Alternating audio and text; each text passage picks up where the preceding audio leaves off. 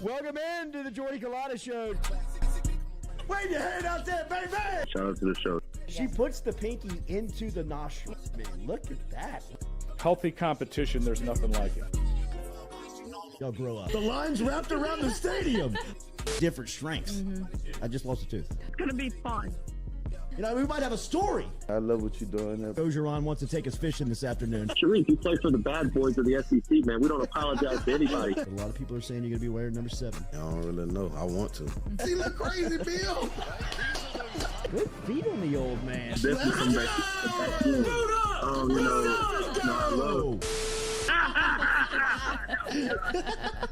We'll be right back with the Jordy Culotta Show.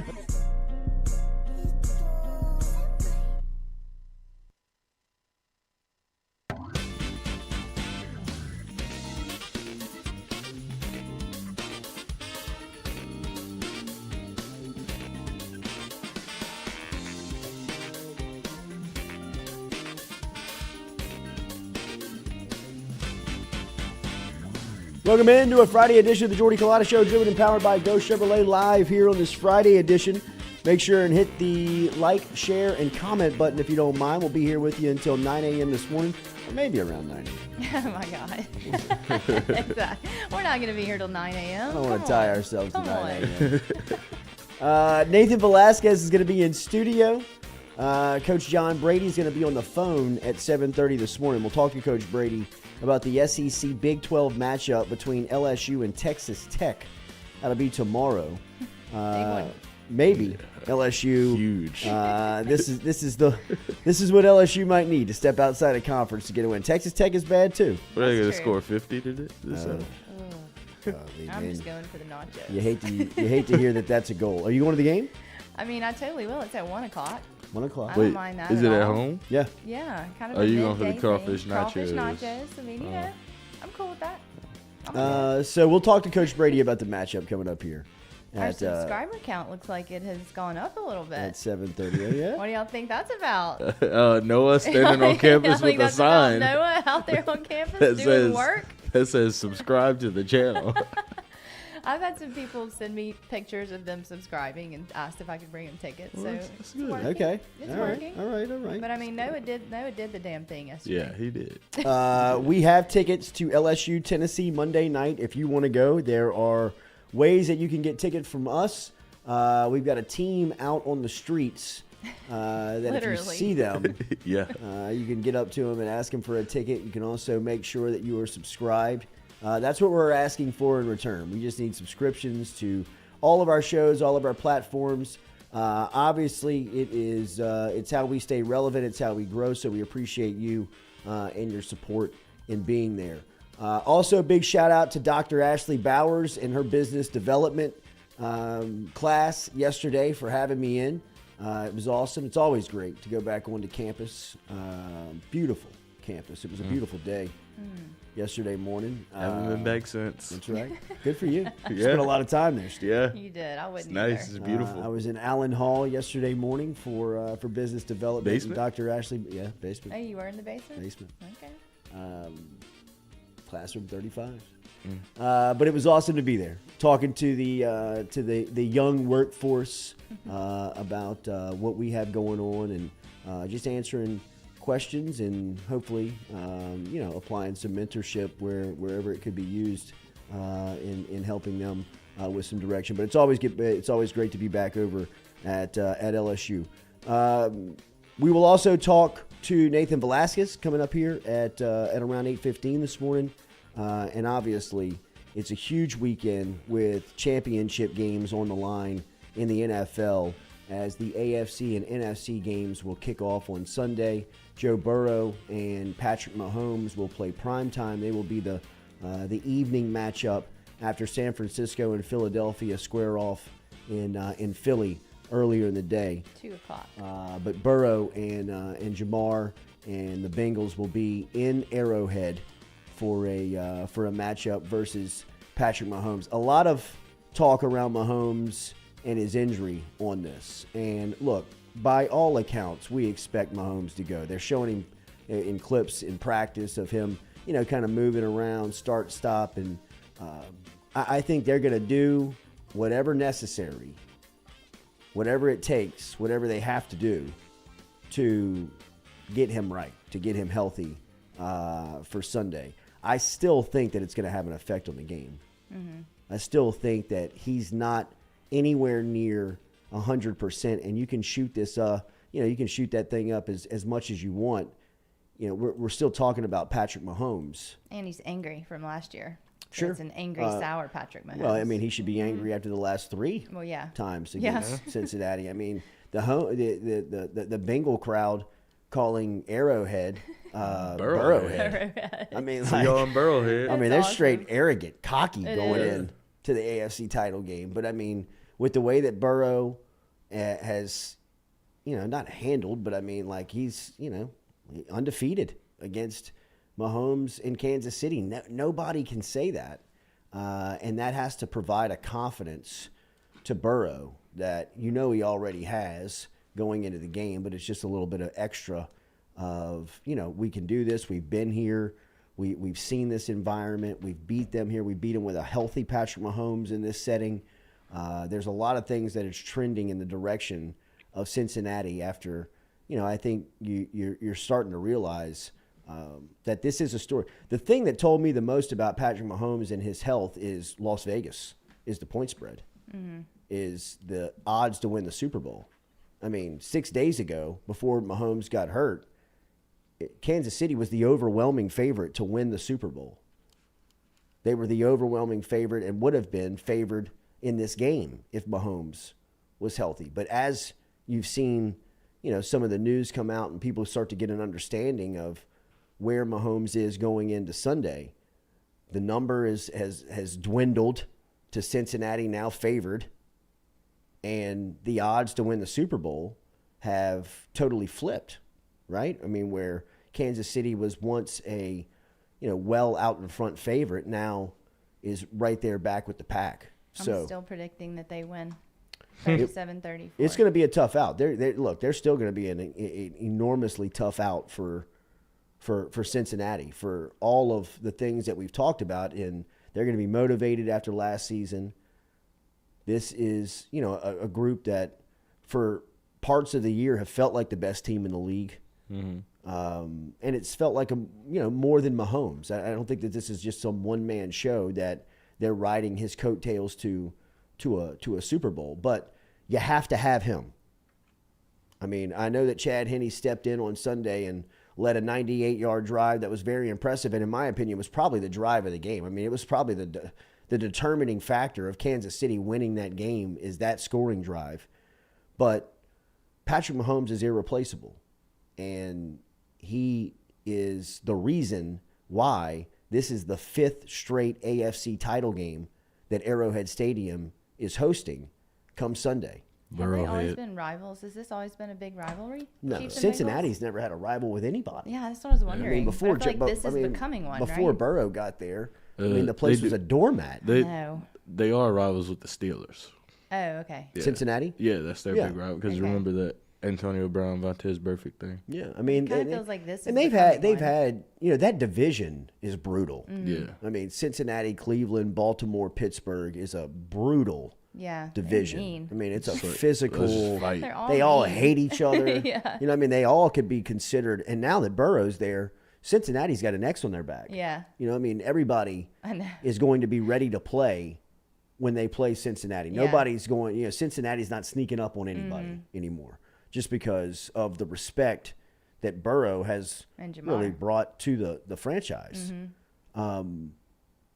But, I mean, KC definitely has motivational, energy that they can put towards Cincinnati. I mean, there's nobody in this league that say in their last 3 games that they beat them. Right. Especially in the setting of an AFC title game. I mean, like that is, that's just for Kansas City, it's all sitting right there. You know what I mean? Like you got exactly what you want.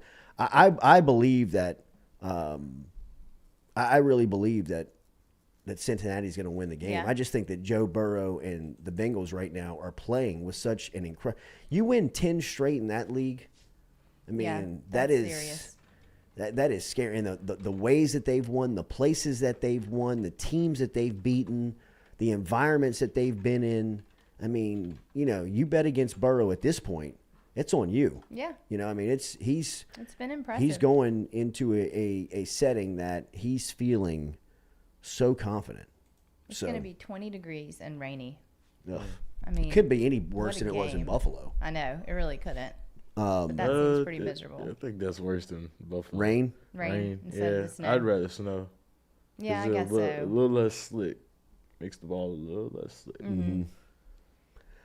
Some other NFL news from yesterday is that Sean Payton, it seemed like, had his final team meeting, and we're starting to get some clarity of how these jobs are going to shore up. The Carolina Panthers have hired Frank Reich, so Oh, my goodness. at least the team in the NFC South is not getting Sean Payton. We know that for sure. Payton not going to the Carolina Panthers. As we said, Frank Reich, who formerly was the Indianapolis Colts head coach, they sealed the deal and met earlier this week after Payton's interview with Carolina, and Carolina going with former Buffalo Bill quarterback Frank Reich as their head coach. Yesterday, Sean Payton spent an extended amount of time with Michael Bidwell and the Arizona Cardinals. This is going to be interesting to see how this plays out. There was also a report yesterday that came out that Payton was interested in possibly the Broncos job, but felt as if there would be a power struggle with new ownership. Payton actually quote tweeted that report and said that it was false. Zero truth Said to there this. was no truth to that they had a great meeting, the ownership was fantastic, but he has not had his second meeting, and I think there was a second interview that was scheduled that was delayed. Now, he spent 7 hours yesterday with Arizona, and like I said, their leadership and ownership and Michael Bidwell, and they actually left the interview together in Bidwell's car that the media has picked up, and that's kind of the image of the day. It seems like if there's any team left in this cycle for Sean Payton, that Arizona, I guess, would be the dark horse here of someone that possibly could make sense. The more this thing goes on, the more I believe he's going back to television. And what about Colts and Texans? They're still open too, right? Yeah, I think. You don't think that's a I play? mean, I think they're going to go with. I think that Houston is going to go with one of their former guys in D'Amico Ryans.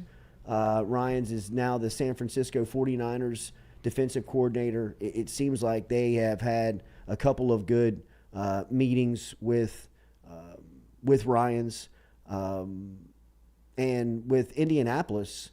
I mean, Payton hadn't even interviewed with him. Yeah. I mean, he hasn't even met with them. Yeah. So, Definitely They've always doesn't been I want mean, to I do can't that. imagine him living in Indianapolis. I know. And look, I've been to Indianapolis, and it was a long time ago, so I can't give any evaluation on the city. But Payton doesn't seem like he's trying to settle in the Midwest. Yeah. That's not the feeling that I get Seems boring. Snow. Never been. from. Me neither. I've been, and look, it's not it's not a cow town. Yeah. I mean, by any means. I mean, it's a city, but doesn't have the Payton vibe that I think that he's looking for. No. I mean, Arizona would make a lot of I was sense. going to say, Yeah. yeah. I mean, Arizona, even Denver, He could to a hop right degree, over is to a cool California, city. wherever he wants to go. Houston, I guess, I mean, it's the fourth largest city in the country. I mean, I guess you could entertain yourself there. But I mean, this still feels like he's kind of waiting on a Los Angeles gig or something that makes a little bit more sense.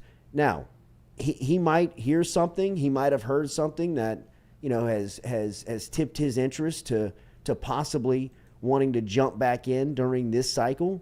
But the more and more it moves on, and the more and more this thing shakes out, we'll start to see some more of these jobs start to fill up here pretty quick, in my opinion.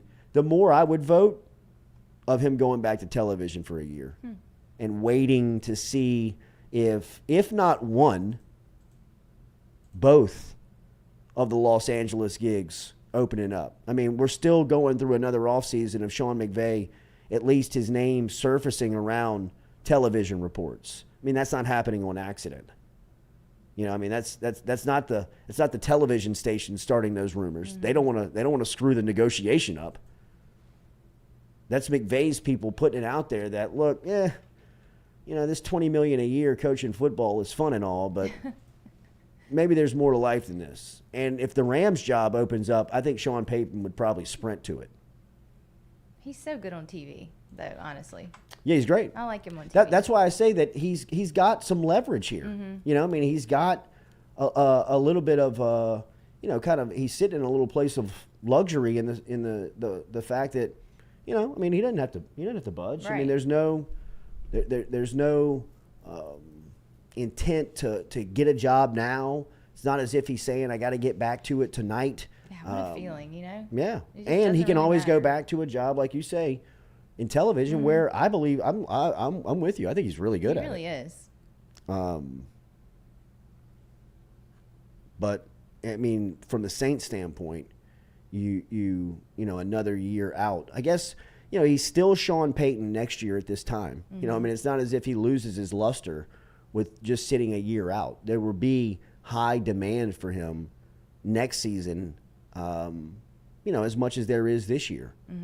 So I really do believe of, you know, this thing kind of, you're going to find out over the next probably 48 to 72 hours on where he's ultimately going to land.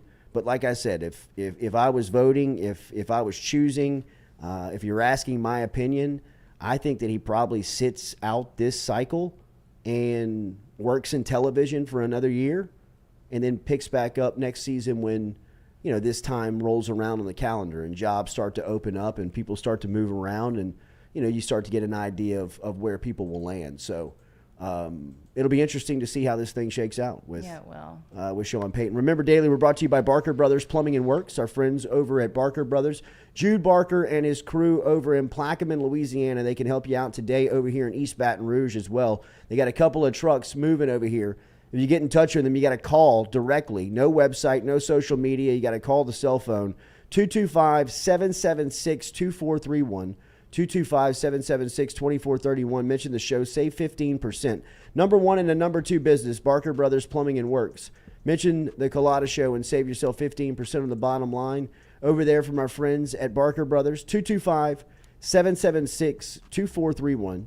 225-776-2431. We'll talk to Coach John Brady coming up here in a couple of minutes. He'll be here at 7:30 this morning. We'll get the latest from him on LSU basketball as the Tigers are preparing for an out-of-conference tilt here in late January as LSU is looking to get right. A little bit of confidence at this point, really, is all you're really hoping for.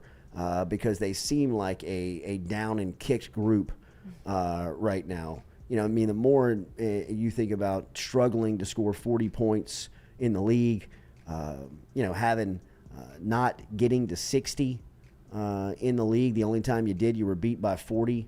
You know, against Alabama, it's tough. It's tough sledding when that's the reality of who you are. So, man, this should help them, though. I mean, Texas Tech is on an 8-game losing streak right now. That's what I'm saying. So this should be a win. This should give them that confidence, like you said, I think, right? And it'll be its first home win since the opener against, was it Arkansas? Yeah. Was it? Yeah. 50-46. Yeah. Final score. That's your Rock prediction. fight. Little J. Just a brick fight. Mercy could beat him. Wait, did y'all have a tournament last night? We started a tournament last How'd night. it go? Rolled St. Aloysius. Yeah, All too right. easy. Rolled. Starting to get easy, huh? You don't want to speak too much. Coach is out tonight. Called me and asked me if I could fill in. Really? Hell You gotta yeah. give him you gotta make him run. Where is the game? What time is it? On the line. At St. Jude, 6:30. We're playing probably the other best team in the league, Who's that? St. George. Okay. All right. So you're going to do it? You're going to coach tonight? absolutely. Yes. Please don't get tossed. Who else is going to do it? Exactly. Who else would they ask? Wait, one time my basketball coach got tossed in a game, and he was outside the gym, like with his face in the window watching the game, still yelling at the refs. Aw. I've done it, Coach. That's how I can It totally was see him great. doing that. I've done it. It was great. Like we had to have a dad come out the stands and coach. I've seen it happen. That is great. All right, we're going to talk to John Brady here in a couple of minutes about this LSU basketball team, and then Staying on basketball, Billy Packer passed away. Really? 82 years old. wow. Yes. Apparently he'd been hospitalized for a few weeks in Charlotte with some medical problems and then had kidney failure.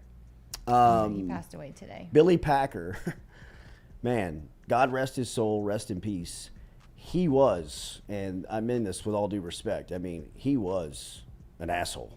I Yeah. mean, like, he was a guy, like, I mean, he had the reputation of, like, he was a prick. Yeah. You know, I mean, I remember when LSU played Duke with Shaquille O'Neal in 1992, I believe. It was when Christian Laettner, Grant Hill, Wow. Thomas Hill, they all came to Baton Rouge. Yeah. That team came to Baton Rouge. When Shaq was a sophomore, they went to Durham, and they beat the hell out of LSU. I mean, they beat LSU like a drum at Duke. And then the next year, Shaq was, Shaq was the player of the year. Shaq was, he was the man. He was college basketball's #1 attraction. Yeah. And Duke came into town. It might have been like this. It might have been like the out-of-conference game within conference, because it was kind of like late in the year. And Billy Packer called the game, I think with Jim Nance. I think it was Jim Nance and Billy Packer on CBS.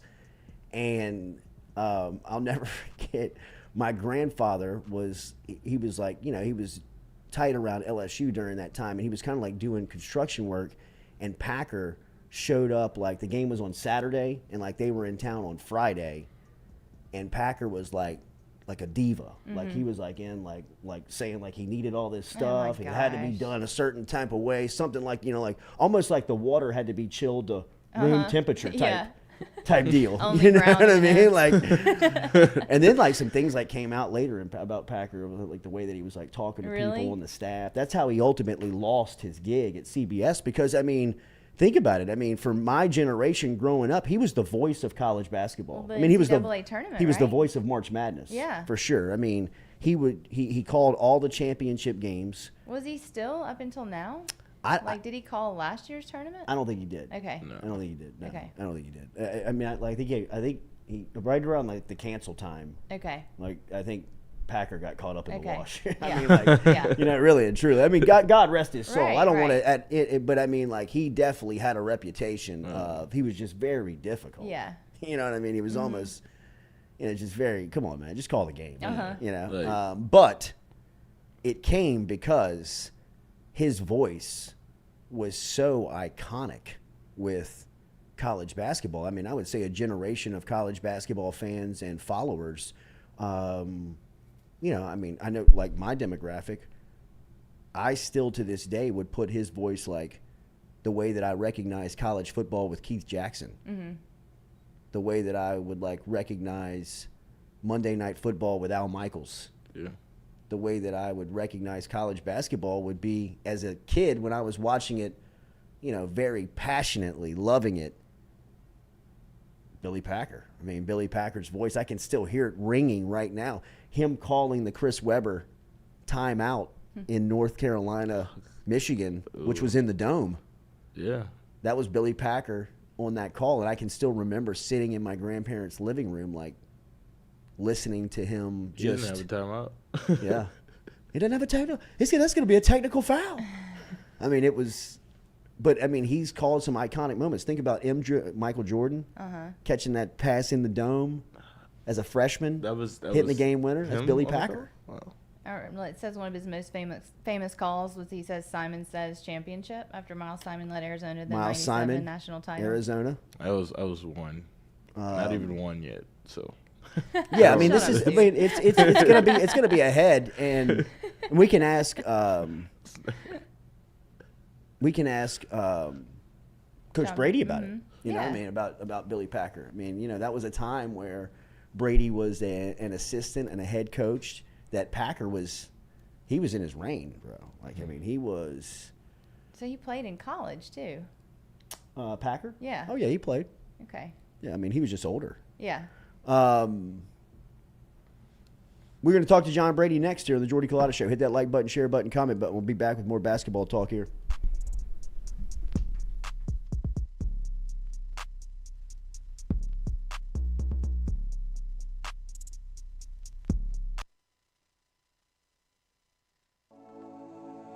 Looking to book a dumpster but no idea how?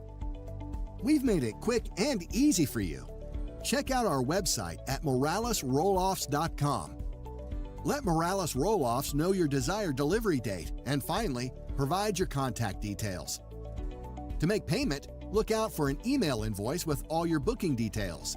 On delivery day, our driver will notify you through text and email that your dumpster is ready and on the way. Now you know how easy and convenient it is. Call Morales Roll-Offs at 225-427-0000 for your dumpster.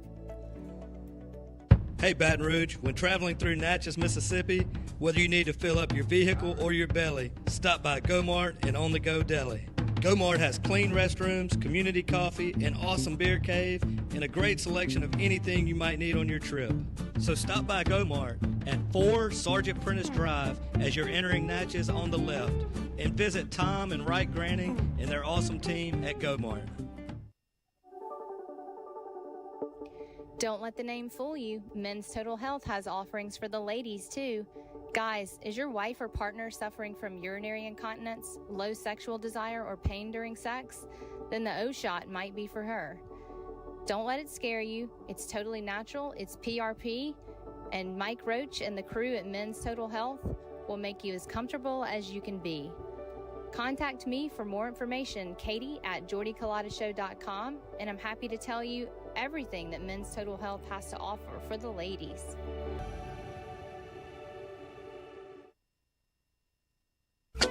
Are you looking for sound financial advice? Then get in touch with Daniel Newman of Edward Jones. You can call him today at 225-261-8262 or email him daniel.newman@edwardjones.com. If you're planning for retirement, saving for college for children or grandchildren, or just looking for sound investment opportunities, get in touch with Daniel today, 225-261-8262, located on Magnolia Square Drive in Central. Daniel Newman of Edward Jones.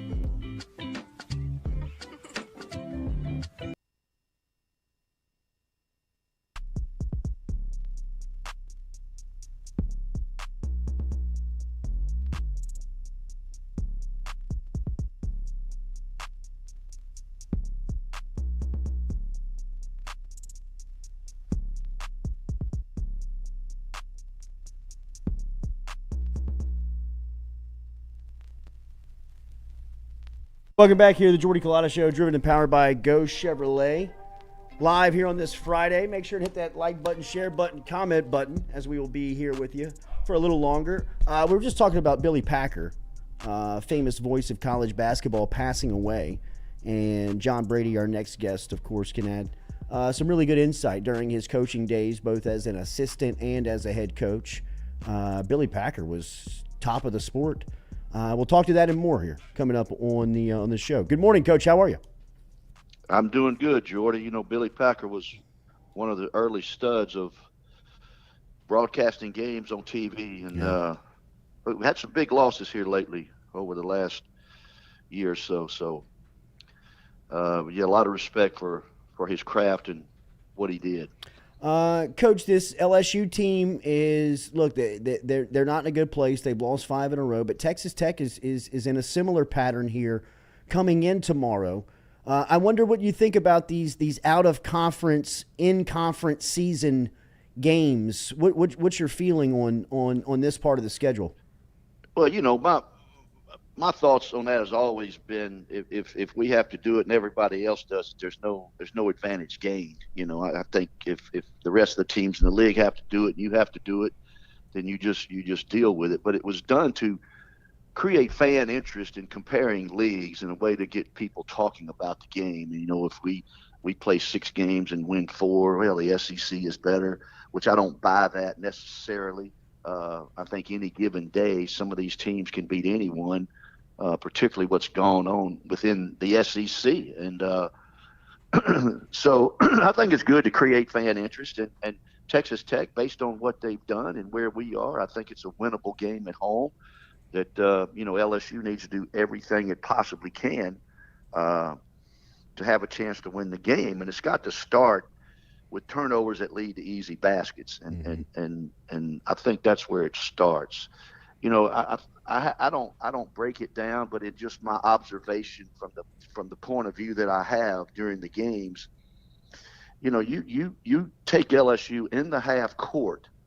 If we can set the defense and get a team in the half court, we're not too bad defensively. I know sometimes they drive the ball and it's more glaring because of what we give up on the other end in terms of turning the ball over. But if we take out turnovers that lead to easy baskets, we probably average giving away 20 to 24 points a game off turnovers. And you just take that number down to about 8 or 10, you can make the game workable. Now, the other end of the floor, when we can't shoot it very well, we miss shots in the paint. And I made the comment on the air, and I believe this. If you're not as tall or as big as your opponent, you're not as long or as athletic as your opponent, particularly around the goal, you have to play more fundamental, meaning you have to use shot fakes, ball fakes to try to create yourself an offensive advantage and play off 2 feet. You can't turn and shoot rhythm shots against teams that are a little more athletic and a little longer than you are. You've got to play more fundamental, particularly around the goal. And I think sometimes we don't take advantage of that opportunity to maybe not score the basket, but at least get fouled and get to the free throw line.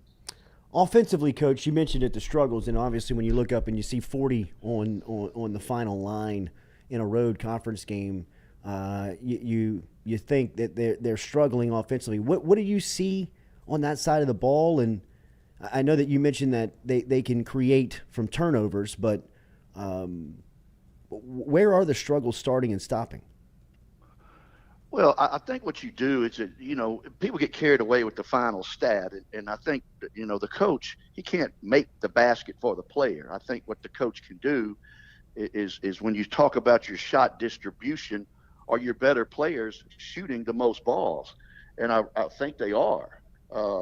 And if you're better players, sometimes they are poor shots that they take, but every team has those.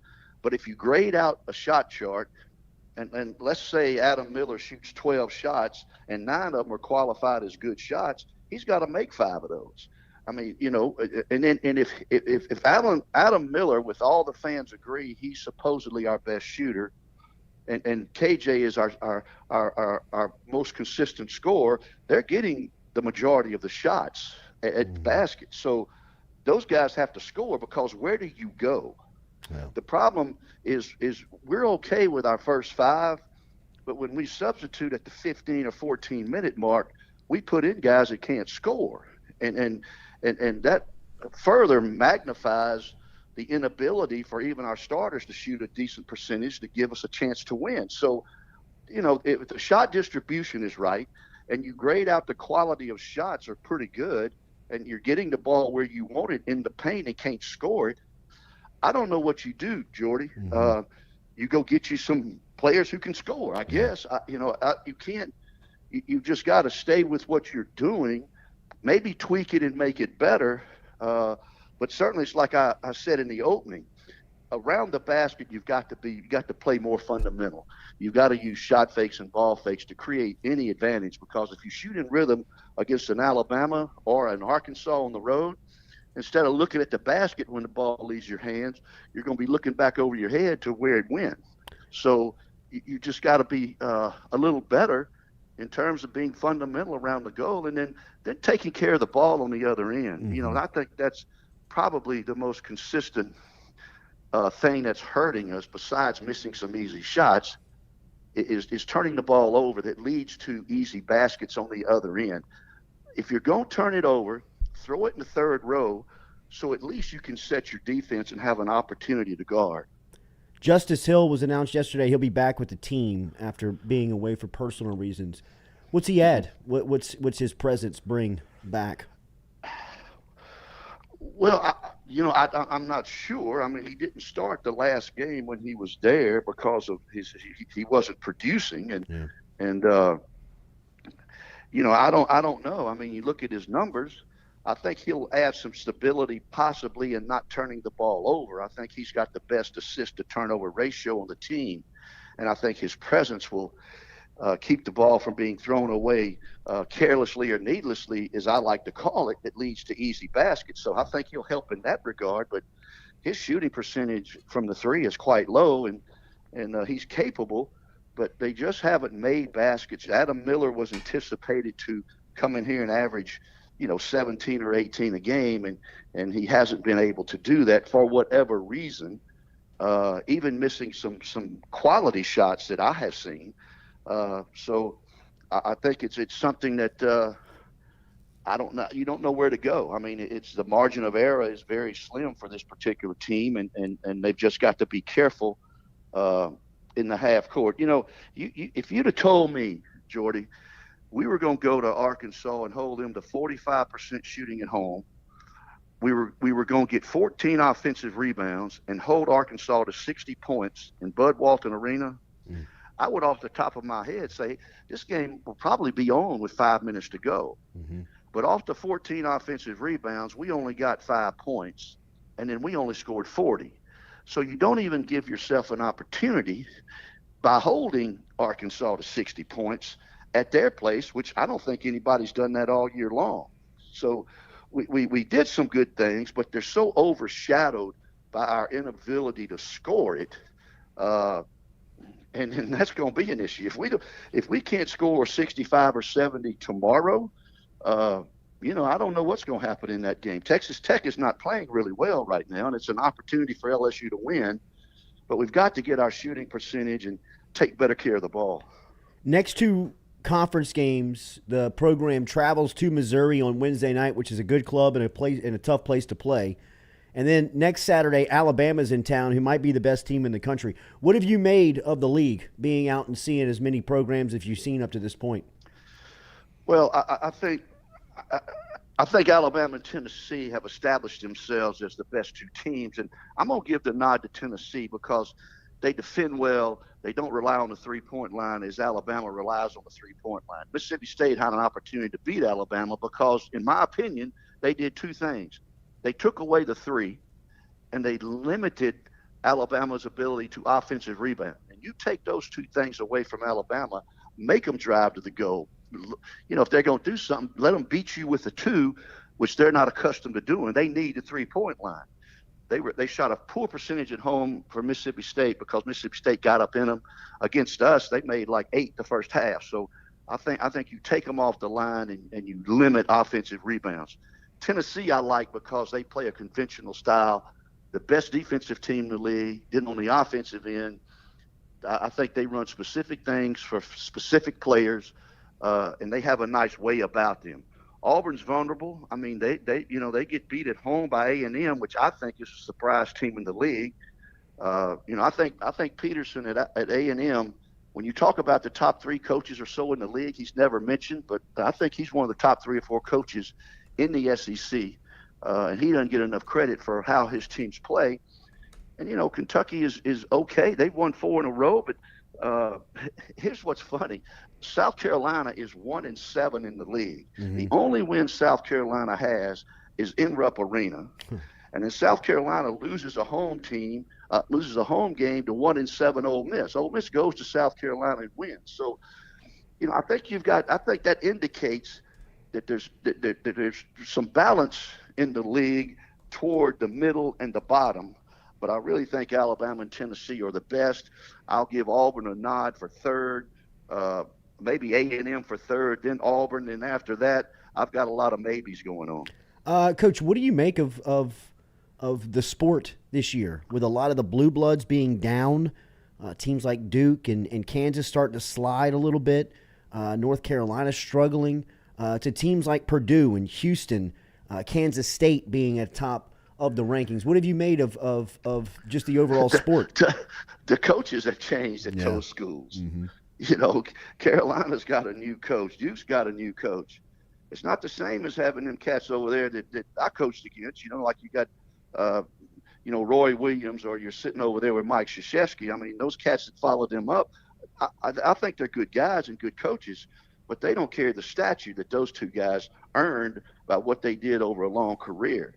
The guy at Purdue is an excellent basketball coach. He learned under Gene Cady. Gene Cady, we played them in the NCAA tournament years ago in Birmingham.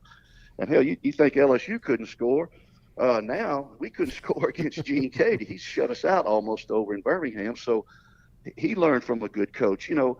And the guy at Houston, he's been an excellent coach for a long time. He got in a little trouble at Indiana for making too many phone calls, but he resurrected himself from Oklahoma to Indiana in the pros for 7 or 8 years, and now he's got Houston the top 3 in the country.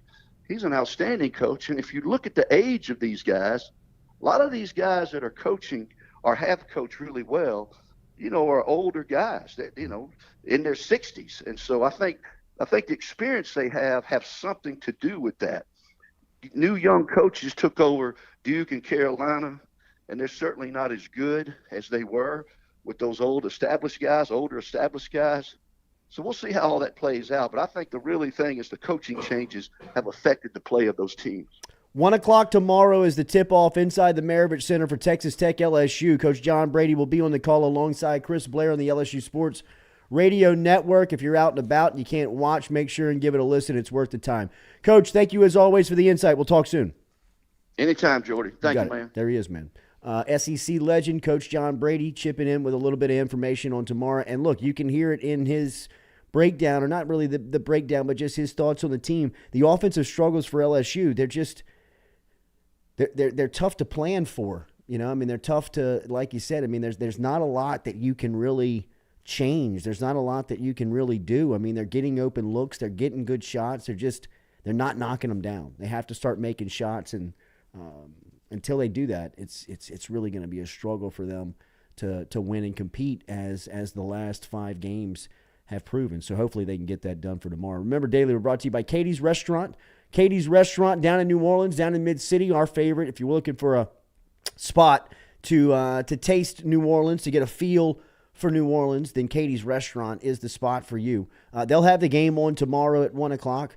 They'll also have freezing cold beer and a great selection to choose from on their very extensive menu, including St. Louis-style pizza. The thin crust pizza over there is it's awesome. Go check it out. Go see Scott Craig and the crew. Tell them you heard it here on the Jordy Culotta Show, as they are proud supporters. Remember their sister restaurant, Francesca's, as it is in Mid-City as well. A great sandwich deli to choose if you're looking for that down in New Orleans. Katie'sInMidCity.com. Katie'sInMidCity.com is the website. We'll be back and close out hour 1 here of the Jordy Culotta Show. Nathan Velasquez coming through during the 8 o'clock hour. We'll talk to Nate coming up here in a couple of minutes on the Jordy Culotta Show, driven and powered by Go Chevrolet.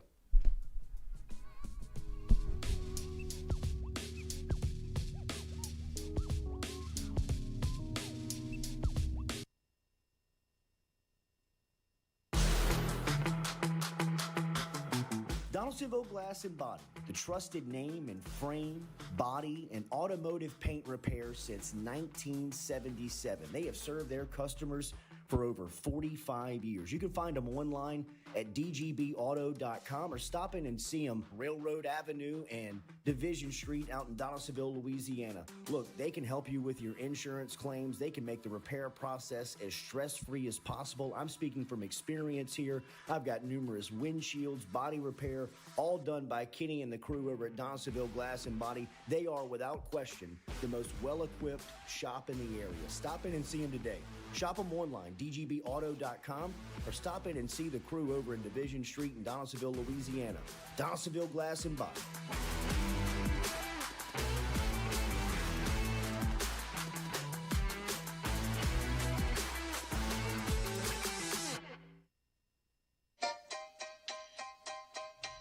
Hey fellas, it's Jordy Culotta for my friends over at Men's Total Health. Guys, do you suffer from fatigue, decreased libido, erectile dysfunction, weight gain or loss of muscle mass, signs of depression, anxiety, hair loss, mental fog, general loss of interest? Then you might be suffering from low testosterone. Go see my friend Mike Roach and his great team over at Men's Total Health, over in Metairie at menstotalhealth.net online. And stop in and see how they can change your life today. A simple shot and some knowledge from Mike Roach can get you back up, moving with your energy, get your sex drive back, build your muscle mass, make you feel young again. All online, menstotalhealth.net.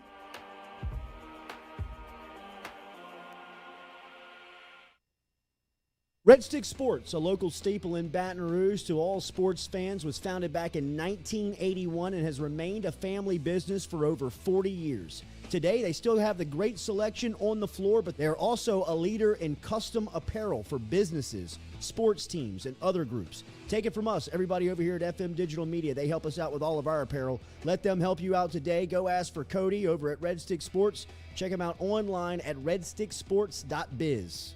I was embarrassed about my smile. Are you unhappy at yours? Do you not smile back at yourself? I called my friend, Dr. Spillers, over at Johnson Spillers. He fixed my smile, and now everywhere I go, people are complimenting it after the work that Dr. Spillers and the staff did to my mouth. They can do it to yours. Get in touch with them. JohnsonSpillers.com. 2 locations, one in Gonzales, one in Baton Rouge. Easy to find them, JohnsonSpillers.com.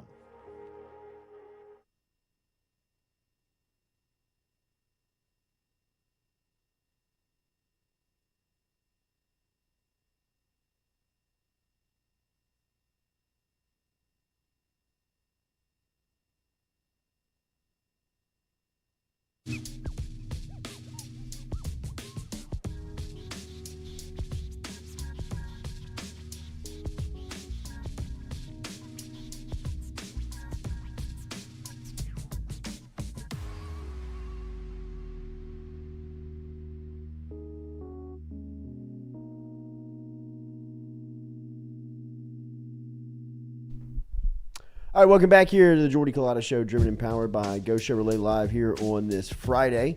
Remember to get involved with us by hitting that like button, share button, comment button as we get ready for championship weekend, as the Cincinnati Bengals have pulled off one of the greatest NFL turnarounds ever in a 2-year total. According to James Palmer over at James Palmer Sports, the Bengals are the first team in NFL history to win 25-plus games in a 2-season span after losing the same amount, 25-plus games in the previous 2 years. It's remarkable how quickly this has turned around, this one franchise. Once you get a full season out of Joe Burrow, remember Burrow was injured during his rookie year, where he was banged up late in the season where he had to have reconstructive knee surgery. But the past 2 years, Joey B has been healthy, even behind a just makeshift offensive line. I mean, they have put Band-Aids and tried to cover up the holes on this offensive line for a while, but Burrow has stayed upright. No better example than what he did last weekend of just getting the ball out of his hands so quick. Right? I mean, just covering up the warts by, not even giving them an opportunity to be exposed. So it's incredible. I don't know how many other ways that we can say what Burrow is doing, but just some numbers to give us some validation to what's going on. I mean, the greatest NFL turnaround in a 2-year win total by any franchise has happened to Cincinnati in the last 2 years. I mean, 2 years before Burrow was there, they were losing 25-plus in 2-year spans. I didn't know anything about Cincinnati before he went Exactly. there. I never watched them. I never cared. I did. You did? I mean, they were a joke. Yeah, I mean, I liked Ocho Cinco. Oh, okay. So I liked him. I liked Pac-Man Jones. Yeah. And I kind of liked Carson Palmer. I was a sneaky Carson Palmer But fan. they weren't good. They were all right. They were not as good as they should have been. Yeah. Uh-huh. Like they had a chance one to be season. great. One season they had, and this was before Chris Henry tragically passed. I mean, they had the 2 best wide receivers in the game, and Ocho Cinco and Chris Henry playing together alongside Carson Palmer. T.J. Houshmandzadeh. I mean, they had some When was that? weapons. Early 2000s, mid 2000s. It's like You were like 3. no. I was like a kid, but this was like when I first got into football. Yeah. So it was like, all right, the Bengals are on. And I like the way Ocho Cinco played, Yeah. the way he did his antics, had the gold jacket. So I'd watch them. Yeah. And the Saints just sucked. Well, So, yeah. I mean, pre-Payton, People have no idea. Oh my God! If you were a New Orleans Saints fan and just became one from 2006 up to this point, you have no idea. God bless you. But if you how lived bad here, you do. the Saints. No, I'm saying if you became a Saints fan in 2006, and let's say you were 7-8 years old, and you've known nothing for sure, then. but growing up with the New Orleans Saints going to the playoffs Yeah. and championship games and being contenders in the NFL, I mean, you wouldn't believe how bad they were. Yeah. You wouldn't believe some of the stories that your dad, uncles, Yeah. older brothers, grandfather could tell you about how bad the Saints were. I mean, weren't they good like in the 80s? they were good. They were well put together. They had a general manager named Jim Finks, who was an experienced general manager in the league. He had actually been a part of like some of the great teams. He was a part of the 1985 Chicago Bears. He was a part of like putting them together. Is that why Mike Ditka ended up being the coach? Ditka was, and Buddy Ryan was the defensive coordinator. They had Richard Dent, Mike Singletary, Walter Payton, Jim McMahon, the Fridge. William Perry was on that team. I mean, they were loaded. They were loaded, and they were so fun to watch. And I don't even really remember watching them. I just remember like watching the highlights. But I lived in Chicago the summer of 2002, and they're still celebrated like it's 85 there. I mean, like they're everywhere. But Finks came down to New Orleans and put together a team where the roster was like the Dome Patrol. Yeah. You know, like that was like those guys. I mean, that was. They had like the number one defense in the league for a while, but they were in a division with Joe Montana, Jerry Rice, and the San Francisco 49ers. The division back then was all screwed up. They were like in the NFC West, and they played like the Rams, the 49ers. The Saints were in the NFC West? It was a weird configuration of divisions, and just at the time when the Saints were pretty good in that period, they had to play the best team in the league every year. Yeah. So they were not making the playoffs, and when they did, they would just have these epic collapses. Right. You know, they would go the Saints. You know what I mean? Like Randall Cunningham and the Philadelphia Eagles came in here one night and just like ripped their heart out during the playoffs. But that was that was a time where they had a chance during a very dark period, an overall dark period. But for the most part, I mean, it was bags on the head. Yeah. It was Aaron Brooks. Just horrible. How can you lose? Yeah. And Pick a way. Bet you can find another way. Right. You know what I mean? Like when just you thought you saw it all, then they go like to Jacksonville and take a play 89 yards by throwing it back and forth 17 times, and they miss the extra point to lose. But I mean, that's not that different than what's going on right now, this past season. Yeah, but this is one outlying year to the last 20. For sure. To the last, like 15 years. Yeah. That was year in, year out. I mean, like when they did have a squad, you were like, oh my God, they might be good. They could be okay. And they'd still blow it. And they would blow it. And they'd rip your heart out. But I thought they were going to be good this season. Nah. Really? No. Not. Gotta have a quarterback. Yeah. Don't have one. I didn't think they were going to be like this, though. It's a quarterback league. And if you're counting on Andy Dalton and hoping and praying Jameis Winston gets it right, it's cooked. I mean, what are they going to do? They have to draft Aaron one. Rodgers? Yeah. No, they have to. They need a reset. I'm out on Rodgers. I mean, they don't need to go chase some 30-something. All he wants is MVPs anyway. He doesn't want a championship. So it's like, why would I go out and try to get a quarterback that only wants to win for himself? Yeah. Yeah, I mean, I would totally hit the reset button. Yeah. I mean, the guys that you have that are still worthy of, being in the league are probably past their prime. Cam Jordan, Demario Davis, Tyrann Mathieu. I mean, even though they're still putting up numbers and still performing, the best days of their football life are probably behind them. It's sad. Right? I mean, Kamara's probably still got. Yeah, Kamara's just like 27. Yeah, I mean, Kamara's still very young. Yeah. You know, I mean, Kamara's Forget still. how young he is. But he's taken some shit. He's taken some shots over the last couple of years. I mean, when he's turned into the primary back for New Orleans, I mean, there have been a lot of Sundays where they have say, "Hey, man, earn that contract. We're about to give it to you a lot." 30 times today. Right. Get ready. And on a player like that, that's wear and tear. Yeah. You know, I mean, Kamara's best attribute, his biggest advantage is his explosiveness, is his ability to start and stop, to make you miss. And the more you bang him up, the more you just kind of deteriorate that game. Yeah. You know, I mean, you don't lose it overnight, but just all of those sudden shots just make an impact. I mean, it's like it's like a collector. I mean, it's like a count, you know, I mean, it wears on you. But I think that the Saints need to be in a total reset mode, right? I mean, like, draft a quarterback, find somebody that you can build the franchise around. Don't try to.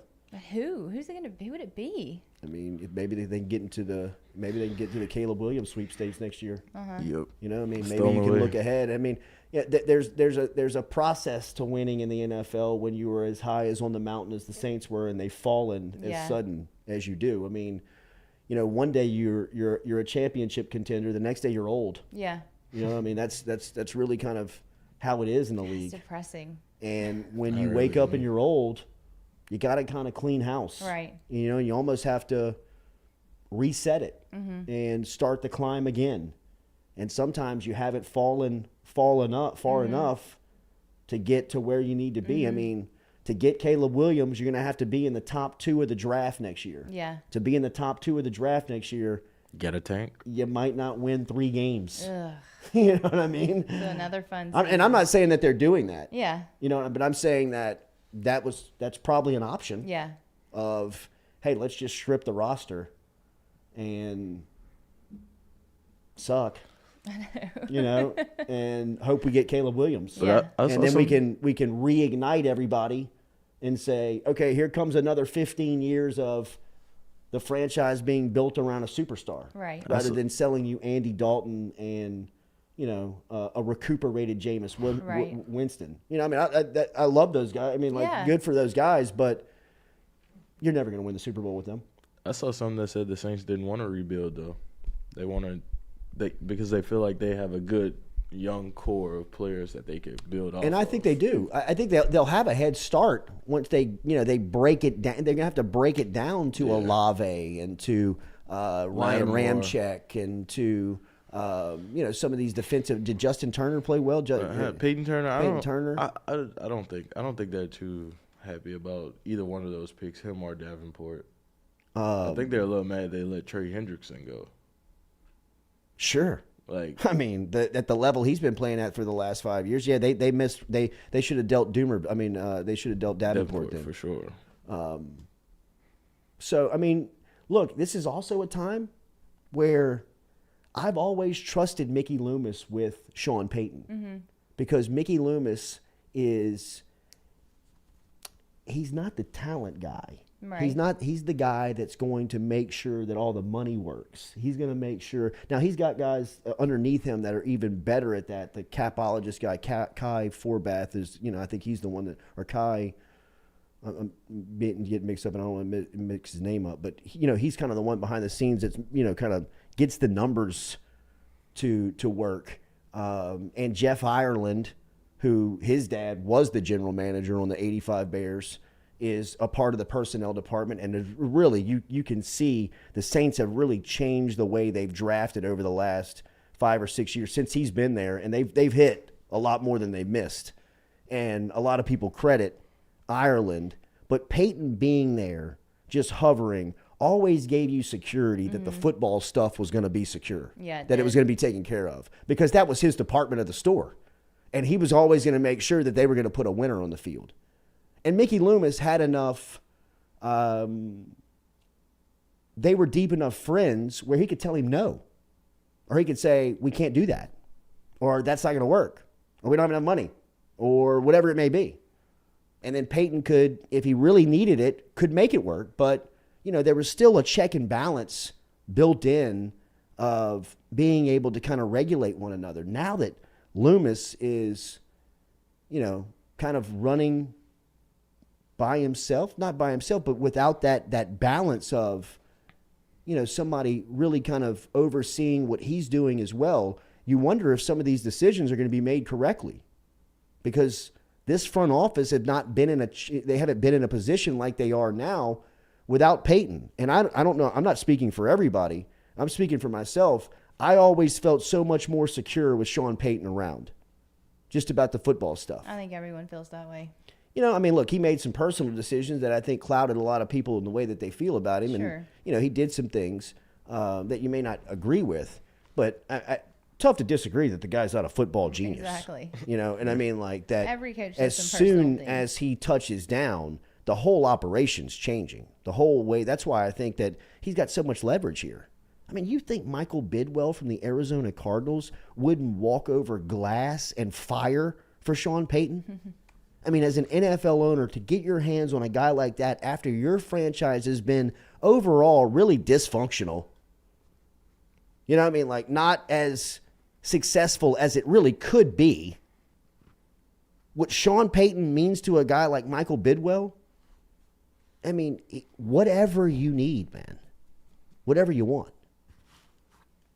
And, I think he probably has that type of authority in 40% of the franchises that the league has. I mean, I wonder how the Saints will make these moves now without him.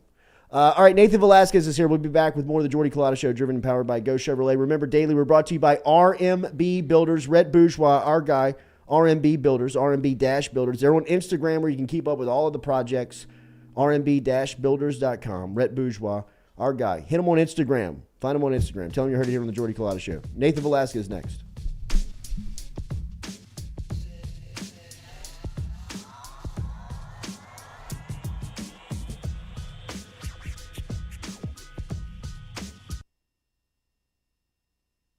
In a wreck, Gordon McKernan Injury Attorneys is ready to go to work for you.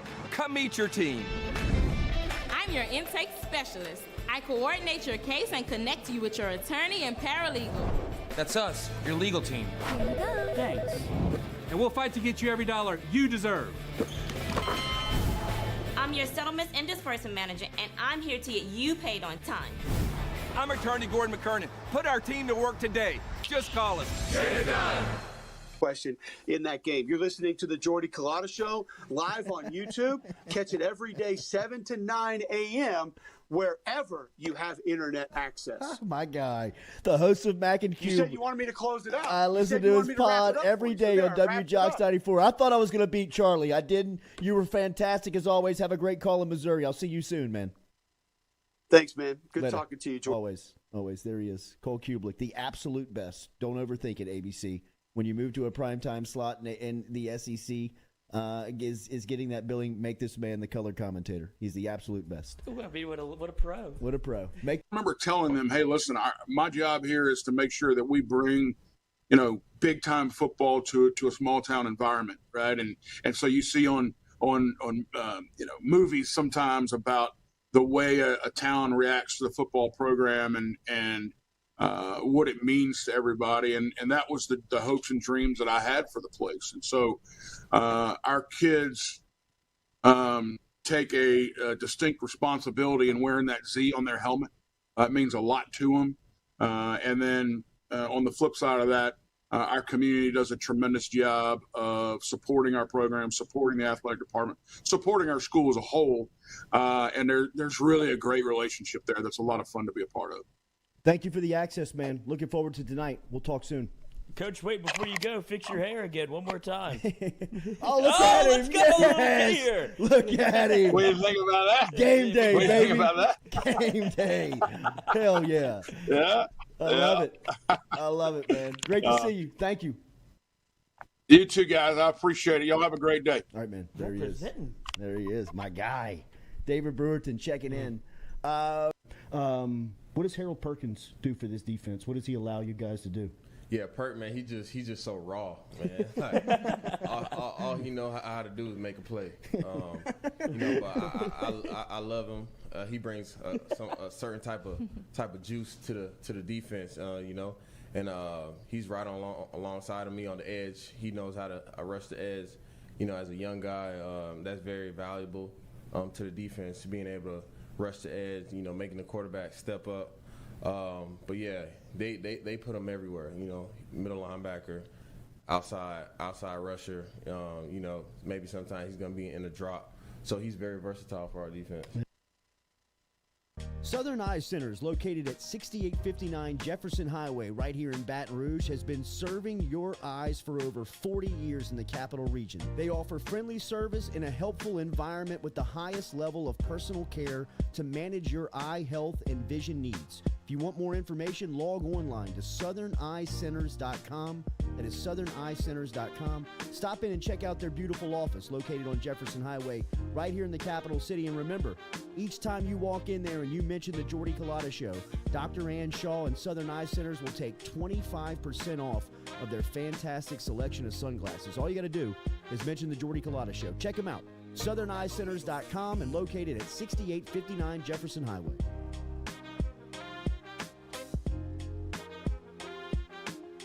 We're all from different places and backgrounds. We've each experienced our own versions of life, but in the end, we're all on the same team. I'm part of that team, along with these players in purple and gold. Kayshawn Buddha, Malik Neighbors, Miles Frazier, Kyron Lacy, Greg Brooks. Whether on the field or in the courtroom, your team matters. So join our team. Make a difference. Bet. Let's get it done. In a wreck, Gordon McKernan Injury Attorneys is ready to go to work for you. Come meet your team. I'm your intake specialist. I coordinate your case and connect you with your attorney and paralegal. That's us, your legal team.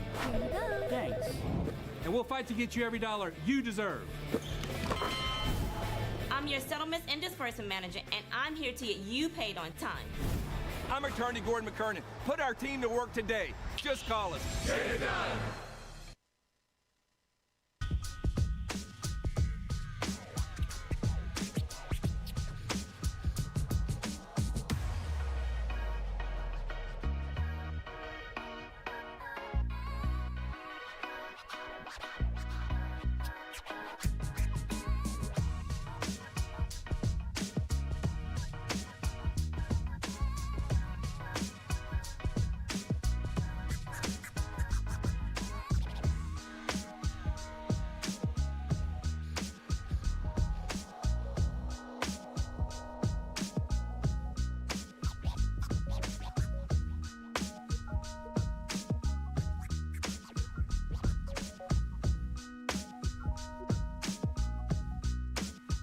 Welcome back here to the Jordy Culotta Show, driven and powered by Go Chevrolet, live here on this Friday. One of our favorites every week is catching up with our friend Nathan Velasquez. He's usually up in New York City during this segment, but he's down home here on some work, so he's in studio with us. Nate, good morning. How are you, buddy? Pretty good, pretty good. Yeah. Good to be in studio. It's always more fun to just Yes. be here, better than the over-the-phone connection. It is. Although y'all do a good job with the actual video connection. I feel like not thanks for getting that. away from the phone. It took a minute.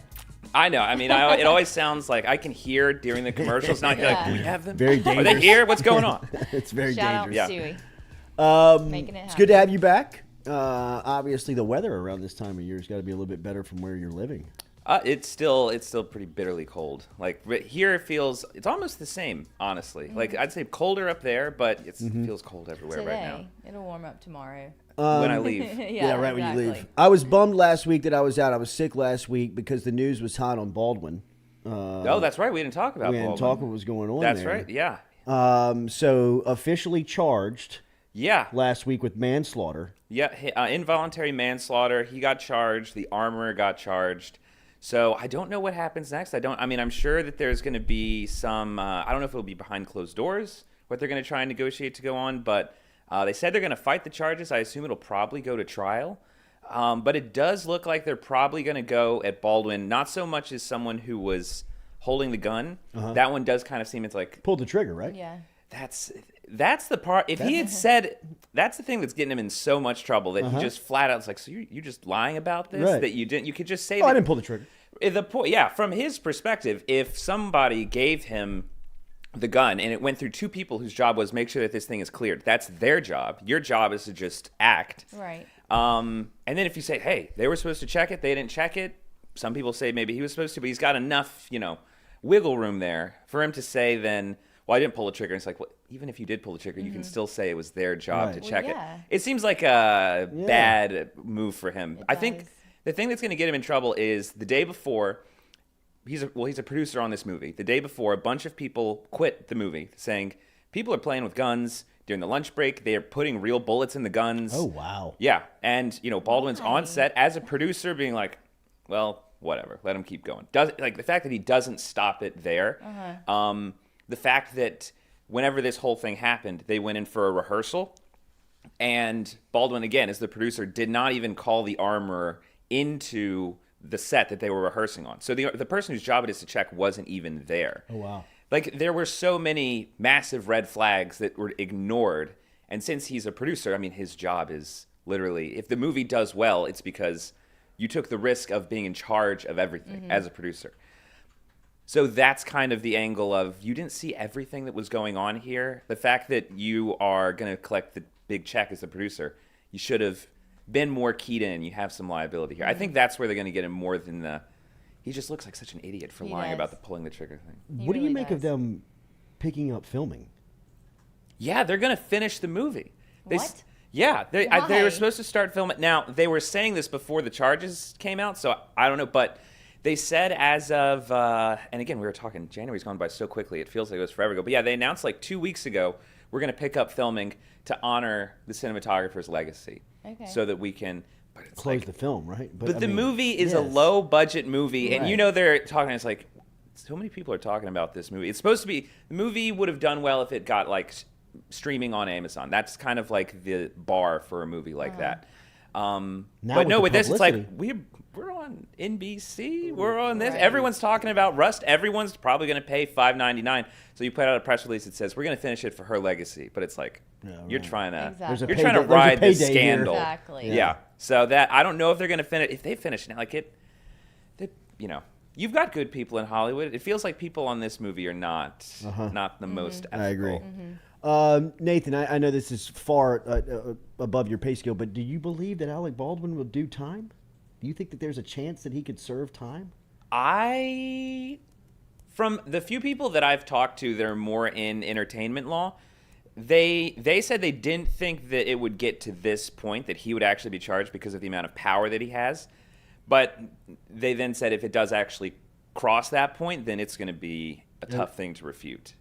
So I don't know if he does end up doing time, it'll be probably one of those cushy something or other. Like I think Kevin Spacey had to do a little bit of time for something, and it was like the photos of it. Like I've never been at hotels that were as nice as the prison that he was at. Where is he, Venice? Exactly. He'll be going live on Instagram like, so we're here today. He will. Yeah. That's right. So outside of all the Baldwin news, what's going on in Hollywood? The Oscars. I mean, the nominations came out this week. I think this is actually probably one of the better years. The last 2 years, I think, have been very bad for the Oscars, meaning humbling, right? Yes. I think what I mean by bad for the Oscars is that nobody cares. Year after year, less. Like, last year, we almost didn't even watch it. I'm happy we did. It ended up being pretty entertaining. Yeah, it did. But yeah, if we get eyeballs on the Oscars this year, it'll be because of that. Yeah. Which isn't why you won it, but it's still, Will Smith still banned?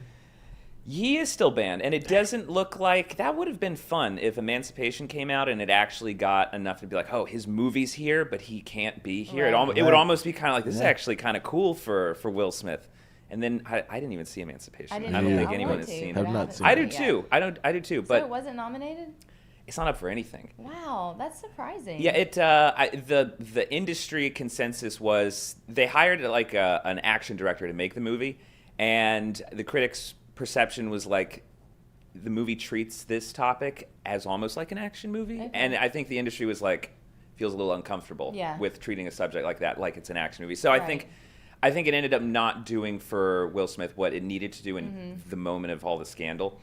But this year, it's actually, they've nominated, I think, a good level of popcorn fare, audience fare, and then artistic stuff.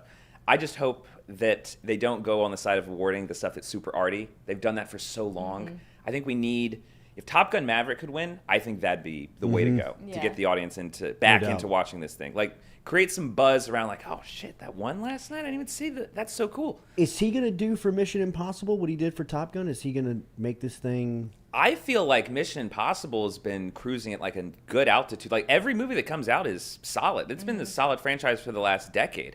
I feel like it probably won't do, like Top Gun came out of nowhere. And everyone loved it. I mean, first sequel for the movie. No one was expecting that. I feel like Mission Impossible is consistent.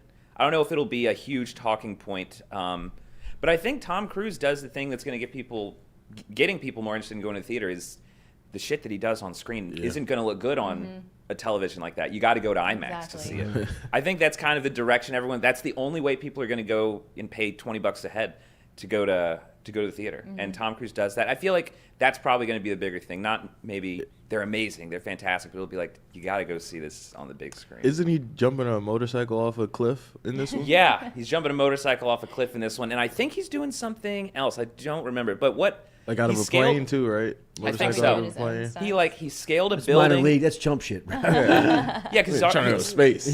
He was on the side of a plane in one. He held on in the opening. He broke, or I think he did. I think he broke his ankle by jumping off of a building. What else has he done? I forget what else he done. Good for him, though, Yeah. right? Yeah, I mean, Yeah. I guess. You're gonna do it. Oh, We're the gonna Halo do it. jump. He did the jump from, I forget how many thousands of feet. He had to do that like 25 times, and they got the whole thing in one take. Like, the guy is... we will probably see Tom Cruise die in a movie. It'll be in his contract. If I die, leave it in. That's how he would probably want it. It feels... I don't know how he keeps doing this. I mean, we've talked about it. He's in his 60s. He's, I think, maybe 60, 61. We on the show, we had found out he's, I think, 2 years older than Nicolas Cage. Wow. Which that was weird. I just forgot is we did such do a that. weird bit of trivia, because that feels so backwards. It does. Golly. Well, Feels because like he Nicolas Cage is his doesn't older age. brother. Yeah. I You mean, can see him as his uncle. I mean, He's so 60. He's 60. Nicolas Tom Cage Cruise is is? 60? No, Or? Tom Cruise is Okay. 60. Yeah, and I think Nicolas Cage is 58. Nicolas Cage does not look 58. No. what did you make of Bradley Cooper's makeup on his latest? That Was it Leonard Bernstein? He's going to play Leonard Bernstein, very, very famous composer, conductor in the film world, classical music world. And yeah, Bradley Cooper is directing this movie. I think he might have worked on the screenplay, but the makeup that he's in, I don't know if we can get a picture of him in Maestro. I haven't even heard about this. Oh, it's unreal. But it's kind of for next year. We're looking at Mission Impossible. We're looking at Oppenheimer as the big, like, kind of crowd pleasing, pack out the movie theaters movie. This feels kind of like this is the movie that's probably going to win the awards.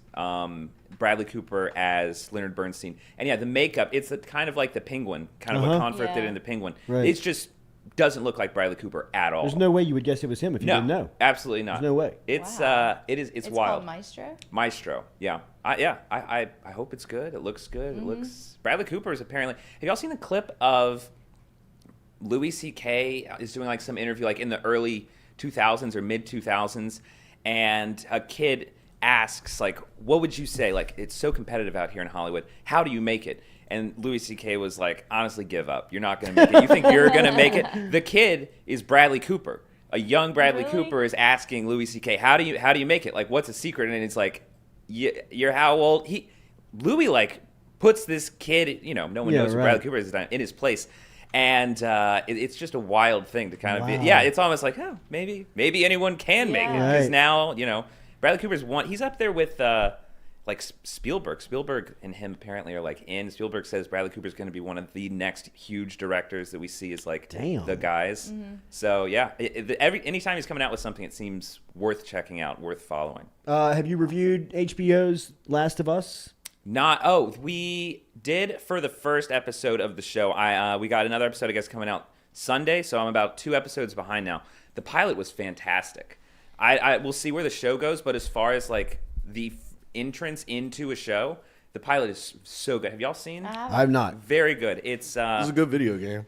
I've never played the video game. Never played the video game. I hear it's I fantastic. got it for free. I played it. It was cool. Oh, really? Did you finish the game? No, I did not finish Oh, it. okay. Started it though. Is the game, is it scary? Did it creep you out playing it? Yes. Yeah? It makes you feel like you're in the same situation. Yeah. And the show scenes, the movie, and the game scenes are like identical. Almost. I've seen some side by side stuff, and yeah, they seem to get the entire thing kind of one What to is one. it? Like- So Last of Us, it's a post apocalyptic story. Okay. Where in the and again, I haven't played the game, so I don't know where the story really goes. But the first episode pretty much sets up that there's a man who played by Pedro Pascal in the show, gone through incredible loss throughout, I think it's a decade or 2 decades since the world collapsed because of an infection. It's like a zombie type of situation. And he's put in a situation where he was given a mission that he has to go from point A to point B and escorting a young child along with him. So the first episode is setting up the world, setting up how this all happened, and just kind of saying like, all right, time to go into the wilderness, unprotected. Wow. And yeah. Okay, that sounds It's good. it's creepy, but in a way that's if you're not into horror, I feel like it does enough to be kind of like it's suspenseful. It's a thriller. You can watch it and Edge of your seat. yeah. Okay. Did you see the first episode? But I've seen the trailer. Yeah, it's Yeah. good. It's good. Also, Succession, the teaser for Succession, the new season. It's coming out March 25th, I think, maybe the last weekend in March. Nice. The next still season going, starts. huh? My wife is gonna be fired up for that. I quit Succession. Yeah, I was in, but I'm out. Really? Whoa, I mean, this is the maybe first I've after heard. the first season, I guess. Well, it's only been one season. Well, into the first season then. Maybe So you didn't finish the first Yeah, I season? didn't finish the first season. Whoa, wait, this is It's the only first one I've heard of season? someone. No, the season 4 is about to come out. Yeah, it's okay. 3 Okay, yeah. seasons. It's but Okay, so I think I only made it through the first season. yeah. Yeah, I just lost interest. I feel like it was Okay. just repetitive. Wow. I got Yeah, it tired was- of the character. They were Okay, like, okay, yeah, that is the that acting is in kind it of the is point. kind of meh. Like, Yeah. it's Yeah, like, that's how I felt. I don't I know. just didn't feel like finishing it. Do you like Yellowstone? No, No. I don't won't either. even attempt to watch Yellowstone. Yeah, I'm out. Really? Not Nope. I'm not interested. But at all. I've heard that season 2 has fallen off, right? I think they're on season 3. Leanne and I watched the first like 3 episodes, and she was like, I just can't do this anymore. And I'm like, Same. I was like, and then I'll finish it. And then I got to the 4th episode. I was like, and she's like, did you finish watching Yellowstone? I was like, no, the show kind of sucks. Yeah. Right. But I've found that if Everyone people loves it, don't though. like Succession, then they're watching Yellowstone. People that are Really? watching Yellowstone, yeah. Okay. Okay. But I mean, all but of my inter- friends are into Yellowstone, and I mean, I see all the memes, and I don't get it. Like the people. There's that a are hot TikTok or account whatever. that does like they kind of make fun of Yellowstone. Like every episode of Yellowstone is the daddy's like, we gotta protect this land. I know, Someone that's walks up funny. from afar and they're like, excuse me, sir. And then someone shoots him, and then it's like, oh, daddy, you did what's right. That's exactly That's literally it what is. Yellowstone Yes. is. And then there's like a guy on country a music rock with song. a guitar, Yeah. just kind of like strumming away. It's a country song. I will say, if Succession is, if you ever want to give it a try, I feel like the end of season 2 is whenever the show kind of gets its footing. Oh, really? So if anyone is So you gotta starting go that Succession, far? I know, that's not really a high recommendation. It's a hell of a sales pitch. Yeah, really. Well, I'm a bit of anything that is like anything that's filmed in New York. I will Yeah. on it. That's I almost feel like that's why I live in New York. I just Yeah. if I I like see that something too. filmed in New York, then I'm like, let's I'm in. watch it. That room looks like it cost $7 million. This all looks amazing. I'll almost stay with it for Yeah. that. So Yeah. I don't know how much I can say how Do storytelling. you see a bunch of stuff being filmed around the city? Maybe- Succession? The new season was filming like 2 blocks from where we live. Oh, wow. Really? Yeah. Nice. It's pretty cool. Yeah. It's pretty cool. I bet. Do you? So what's on the 5-minute critic? What are we doing? This week we're going to look at Triangle of Sadness, which is also up for Best Picture. We talked about it briefly on this show a few weeks ago, but I was mainly going to look at it again because I was shocked that it's up for Best Picture. Is it When really? Yeah, it's up for Best Picture. I Okay. didn't think this didn't feel like the type of movie that'd be up for it, but it rides the line of being kind of entertainment, big crowd-pleasing movie, and being, I would say, kind of arty. It kind of asks you to go with it a little bit. But you saw Triangle of Sadness. Yeah. I thought it was cool. I mean, I liked it. I think everything on the boat I thought was very funny. Yeah. If you've seen the trailer, there's a point where it gets really nasty. Yeah. But it's hilarious. Woody Harrelson, it's weird that he's in this movie, Uh-huh. but where he is placed, he's very funny. He plays kind of like an alcoholic captain who it's on like a cruise. This is a cruise for the richest people in the world. Wow. And Woody It's Harrelson dark. is It's dark. It It's is. weird. He's done. He's pretty much done. He's like, screw all these people. You all suck. He's drinking himself. Just kind of like they have this dinner. The whole thing is moving towards this like dinner that's supposed to happen on the boat. It's the captain's dinner, and the crew keeps going to get Woody Harrelson, and he's just out. Sloshed. He's out. Sloshed. It's very funny. It but is. yeah. Sounds like Kay Below said, it is Deck. dark. I'm in. Yeah. It's on Hulu if you want to check it out. Good to see you, Nate Dogg. Yeah, good to see you guys. Everybody have a great weekend.